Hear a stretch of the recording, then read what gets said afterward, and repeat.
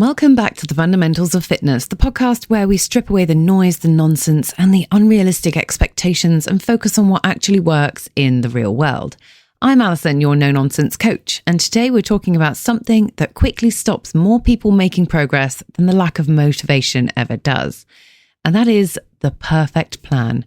Because if you've ever thought, I just can't stick to my plans, or I'm good for a few weeks, then I fall off, or I do great until life happens, or I need a better plan, this episode's going to be for you. And before you blame yourself, I want to say this clearly right at the start. Most people don't fail because they're inconsistent. They fail because their plans are fragile. So grab that cuppa or pop on those trainers and let's dig right in.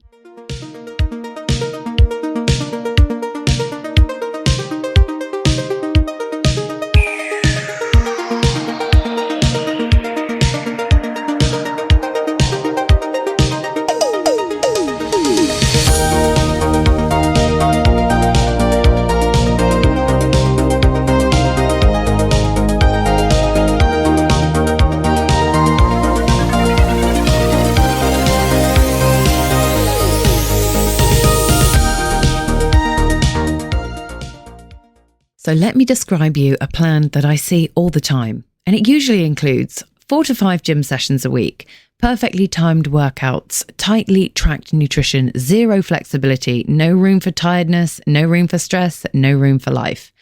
On paper, it looks amazing, but it's logical, it's detailed, and it's ambitious. And it assumes you get great sleep, you've got high energy, you've got calm weeks, there's no emotional load and no curveballs. In other words, it assumes the best case scenario living. Perfect plans are comforting. They give you clarity, control, certainty, and a sense of this time I've nailed it. They make you feel organised, focused, and capable. And for a short period, they often work. You might get a great first week, a great second week, maybe even a great third week. And then life happens. You sleep badly or work runs late, your stress spikes, your energy dips, your emotions are higher, something unexpected comes up, and then suddenly the plan doesn't fit anymore. You miss one session, one meal, one target. And here's the key problem. Perfect plans don't bend, they break. There's no middle ground, no adjustment, no good enough option. So one miss often turns into multiple missed sessions, abandoning the nutrition structure, feeling like you've failed and mentally checking out. Not because you're weak, but because the plan gave you no alternative version. This is a design problem. It's not a discipline problem. And this is where I want to shift the blame off you. If a plan only works when energy is high and motivation is high and time is abundant and stress is low, then the plan is not realistic. It's optimistic. And optimistic plans fail under pressure. Strong systems don't rely on perfect conditions. They're designed to survive imperfect ones. People think they need more discipline. When a plan falls apart, people usually conclude that I need to try harder. So they tighten the rules, add more structure, remove flexibility, and increase the pressure, which makes this plan even more fragile. This is why people get stuck in cycles of restarting, replanning, recommitting, and then burning out. The issue isn't effort, it's resilience. I want you to hear this clearly. The best plan is not the one you can follow on your best week. It's the one you can follow on your worst one. That sentence alone changes how people design training and nutrition. So think back to the episodes 21 to 25. You learned how progress actually happens and how much volume you can tolerate, how to choose effective exercises and how to train long term, how to fuel properly. But none of this matters if the plan collapses every time life applies pressure. A fragile plan prevents you from applying good fundamentals. A resilient plan protects them. So in the rest of this episode, we're going to cover why boring plans outperform exciting ones, what resilient plans actually look like, how to design a bad week version of your plan, and how to stop restarting from scratch every time things aren't perfect. This is about building plans that survive real life, not impress Instagram.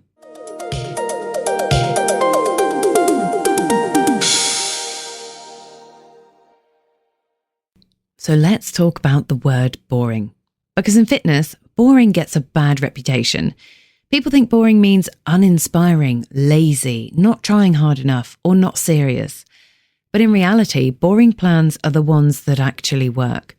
Not because they lack ambition, but because they're built to survive reality. So what does a boring plan actually look like? It usually has a small number of repeatable workouts, familiar exercises, manageable volume, flexible timing, simple food structures, and room for life. Nothing flashy, nothing extreme, nothing that requires perfect execution. And because of that, it's incredibly powerful.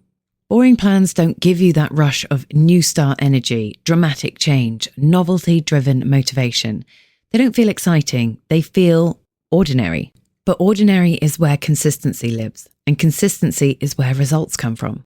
So why do exciting plans burn out fast? And exciting plans usually rely on high energy and high motivation, lots of time and an emotional buy-in. They're brilliant until you're tired or stressed or busy or flat. And when the excitement fades, the plan collapses with it. That's not failure, that's just poor design. Boring plans reduce decision fatigue.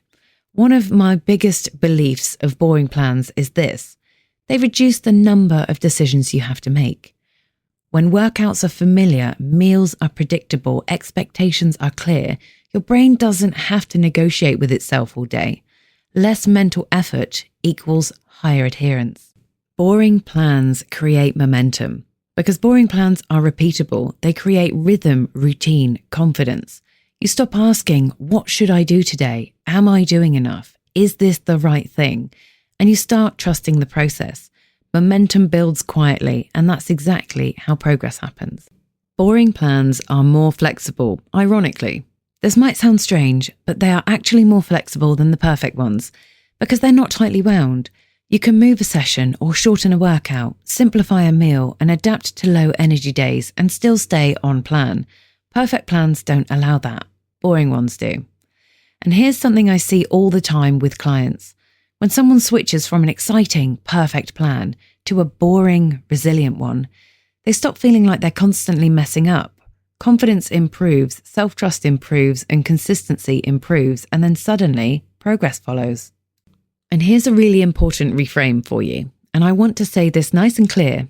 If your plan only works when you feel great, it's not a good plan.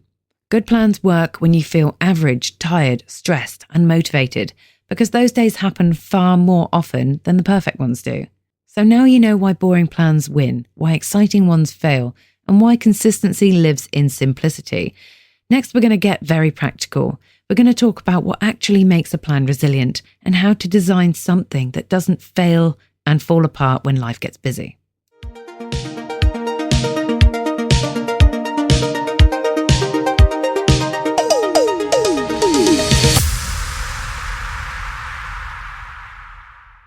So what makes a plan resilient and not perfect? Now that we've talked about why perfect plans fail and why boring ones win, let's get practical, because resilience isn't a vibe, it's not motivation, it's not discipline. Resilience is built into the plan itself. A resilient plan assumes life will interfere, and it plans for that in advance. Resilient plans are designed for average days, and this is the first big shift. Most people design plans on their best days for high energy, lots of time and calm weeks. But those days are rare. A resilient plan is designed for average energy, average stress, average time. And if you can follow your plan on an average Tuesday, you'll make far more progress than chasing a perfect week. Resilient plans have non-negotiables and very little else. Perfect plans often try and control everything, but resilient plans do the opposite. They identify a few high-impact actions and let go of the rest. For example, 2 to 3 key training sessions per week, protein at each meal, daily movements. That's it. When energy is low, you protect the essentials, not the extras. Resilient plans include a bad week version, and this is one of the most important things I teach. Every plan should have a normal week version and a bad week version. A bad week might mean fewer sessions, shorter workouts, simpler meals, and lower expectations. And crucially, it's still on plan. This prevents the "I've failed, so I may as well stop" spiral. Resilient plans are built around options, not rules. Rules are rigid. Options are flexible. Rules sound like, I must train 5 times a week. I cannot miss a session. I have to hit these numbers. Options sound like, if I can't do session A, I'll do session B. If energy is low, I'll do the minimum effective dose. If I miss today, I'll adjust tomorrow. Options keep you moving. Rules shut you down. Resilient plans prioritize recovery by default. Perfect plans often assume recovery will just happen. Resilient plans assume recovery needs protecting. That means realistic training volumes, built-in rest, flexibility around timing, and permission to pull back without guilt. Recovery isn't a failure, it's a feature. Resilient plans don't require constant restarting. And this is big. If your plan requires restarting every Monday, getting back on track, or recommitting all the time, it's not resilient. A good plan allows you to pause, adjust, continue without drama. Let's do another reframe for you, and I want you to hear this very clearly again. A resilient plan doesn't eliminate off days. It absorbs them. That's the difference between long-term progress and constant resets. So now that you know what resilience actually looks like in a plan, the next step is learning how to apply this to your own training and nutrition without overhauling everything. In the next section, we'll talk about how to audit your current plan, how to simplify it, and how to build in flexibility without losing your progress.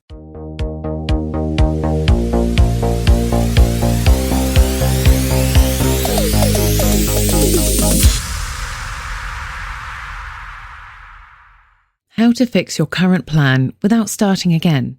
And this is where a lot of people can go wrong. They feel off plan, behind, or frustrated, and their instinct is to start again. New week, new plan, new rules, fresh motivation. But restarting isn't progress, it's a reset loop. And what you actually need is repair, not replacement. So step 1, stop evaluating your plan on bad days. This is crucial. People often look at a bad week and think this plan doesn't work.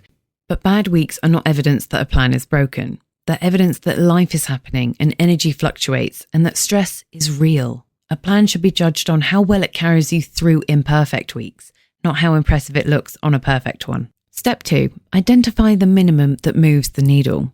Instead of asking, what am I meant to be doing? Ask yourself, what is the least I can do this week that still counts? That might be 2 training sessions instead of 4, 20 minutes instead of an hour, protein first meals without tracking, daily steps instead of cardio sessions. Minimum does not mean meaningless. It means protecting momentum. Step 3, remove one unnecessary demand. Most plans fail because they ask for too much at once. Look at your current plan and ask, what feels heavy? What creates pressure?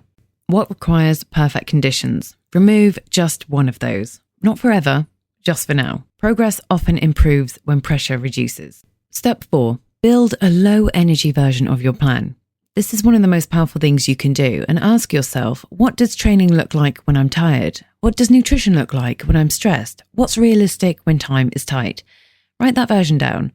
So when those weeks come, you don't improvise. You execute a simple version on purpose. Step 5, stop trying to make up for missed days. This is a quiet progress killer. People miss sessions and they double up or punish themselves or increase volume or push too hard. And that can often lead to fatigue, soreness, burnout, and injuries. Missed sessions don't need compensating. They need continuing from where you are. Step 6, track consistency, not perfection. Instead of tracking flawless weeks and perfect compliance, track how often you showed up, how many weeks you didn't quit, and how many times you adjusted instead of stopped. That's real consistency. A really important reframe, again, I know I've had a couple in here already, but I want you to hear that you don't need a new plan. You need a plan that forgives you. Forgiveness isn't softness, it's what keeps people moving forward. So now that you know why restarting doesn't help and how to fix what you already have and how to build flexibility into your approach, the final piece of the puzzle is learning how to measure success differently so you stop feeling like you're failing when you're actually progressing. And that's how we're going to close this episode.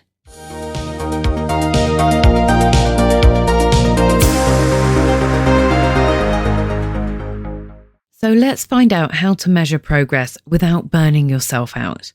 And let's finish this by changing one of the biggest things that keeps people stuck. Not training, not nutrition, but how they decide whether they're doing well or failing. Because if your definition of success is too narrow, you'll feel like you're constantly falling short, even when you're actually progressing. And perfection is a terrible metric. Perfect plans rely on perfect metrics and things like I did everything exactly as written. I didn't miss a single session. I ate exactly on plan all week. I didn't slip up at all. The problem is life doesn't operate in perfect conditions. So when perfection becomes the benchmark, most weeks will automatically feel like failure. And that's not motivating at all. It's just exhausting. So what progress actually looks like in real life? And real progress is often quieter than most people expect. It looks like adjusting instead of quitting, training even when energy isn't amazing, simplifying instead of spiraling, and continuing after disruption, not restarting every Monday. These things don't look impressive on social media, but they're the things that build results. So let's find some better metrics to use. Instead of asking, was this a perfect week? Try asking, did I show up more than I didn't?